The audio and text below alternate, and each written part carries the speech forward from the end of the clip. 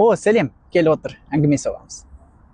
Әбілмансұр Уәлиұлы кім екенін білесің бе? Міне саған подсказка. Ойланып көрдің бе? Бұл кім? Әрине де бұл Абылай хан. Не себепті ол өзіне Абылай есімін алғанын, не себепті Әбілмансұр есімімен танымал болмағандығы туралы айтып кетейік.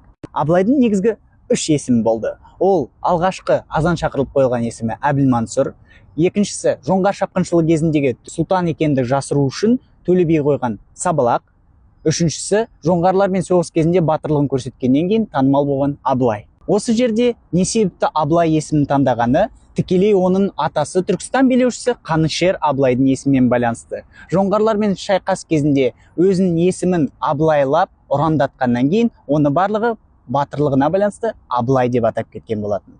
Ал оның неге атасын Қанышер деген атанғанын білгің келсе, мен сабағыма жазыл, онда барлығы толығырақ айтылған.